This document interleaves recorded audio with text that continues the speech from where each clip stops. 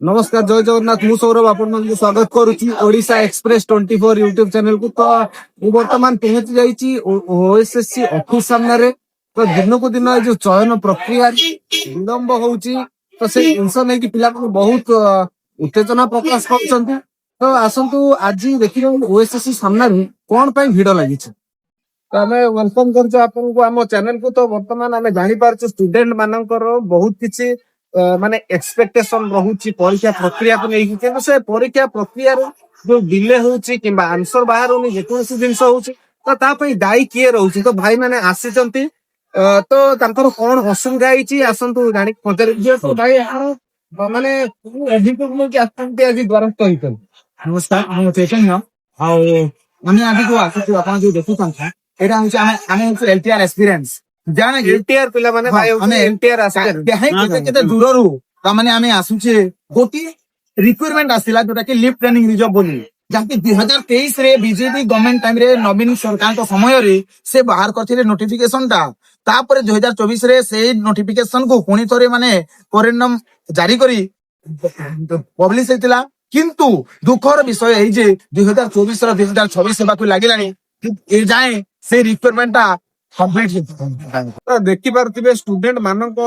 मध्यरे केते आशा रहिछि प्रत्याशा रहिछि चाकरी को नै कि आ विशेष करी एग्जाम को नै कि बहुत एक्सपेक्टेशन रहिछि। तो आपण माने ए पर्यंत ए जो परीक्षा प्रोसेसिंग भीतर कोन कोन प्रॉब्लम सब फेस करचंती। प्रॉब्लम तो सर फर्स्ट ऑफ ऑल हमर डिलेटा बहुत जनवरी रो notification आस्थिला but Etah year row ending हला न माने पाखापाखि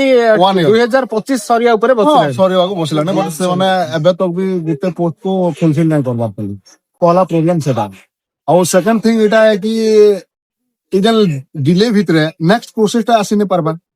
जदी भी सेटा कोन पई आसी पारुनी से डिले पाए सर मेन प्रॉब्लम हला से डिले सबुरो मूल जड़ हला डिले से तो डिले न करता जदी माने जल्दी जल्दी प्रोसेस कंप्लीट करता ताले नेक्स्ट प्रोसेस भी तो आसी पारना ना कार हला न हला से नेक्स्ट प्रोसेस पाए तो वेट। अच्छा डिले रो किछि रीजन अछि रीजन सेटा ओडो बोले सर निजे आउ किछि न ओडो बोले से आ जिंस पई किछि ए गवर्नमेंट भी सर ए गवर्नमेंट भी प्रेशराइज किछि करूनी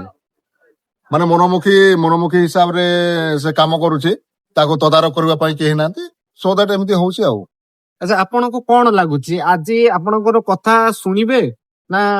आपण एमती रहिबे केते समय पर्यंत धारणा देकी बसले ना आर सॉल्यूशन कोन केमती करि परिबे। आज हमें तो भाविछु समस्त जे ना आछू फिलहाल तो हमें एक्चुअली बलांगीर आछू 500 किलोमीटर बहुत दूर तो जदी हमें तो थर थर करी अंत आसी नहीं पारू ना बोले आज भावुछु कि हमें पूरा रही जिमा जदी आज जदी नहीं हला काली भी रही जिमा बोले पे भाविछु माने डीवी लिस्ट नहीं करी जिमा ही संगे भावुछु समस्त हमें के लगी आथु पिलार मनरे बहुत आशा आकांक्षा भरी रही। तो जोथि पई ए सब जिंस एग्जामिनेशन डिले प्रोसेस होची तो आशा करूछु आगामी पीढ़ी रे बा आसंता दिन मन करे समस्त को रिक्वेस्ट करूछु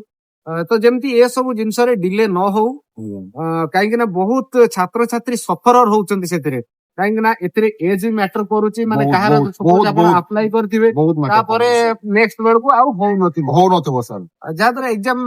द्वारा हमर पोस्ट खाली रही जाउची बहुत पोस्ट खाली रही जाउची गोटे वर्ष 2 वर्ष एमती पाखापाखी आपनकर गैप रही जाउ नै एडा गोटे वर्ष हो गला सर ए पर्यंत मिलि नै पाखापाखी गोटे वर्ष पाखापाखी नो कंप्लीटली गोटे वर्ष एटा पूरा जनवरी रु डिसेंबर एटा कंप्लीटली सॉरी नै माने आ 3 मास लागिवो। अच्छा अच्छा हला माने आशा करूछु ए जो प्रोसेस गुरा को जेमती शॉर्टकट रे होबा कथा तो माने कम ड्यूरेशन भीतर हे जाउ काहे ना गोटे गोटे रिक्विजिशन को बहुत लेंदी हला बड़ को पिला माने भी सफर रहउचंती मेंटली भी हेरेस होचन ना सर। हां आशा करूछु आपन को कथा रखंतु रहिनी।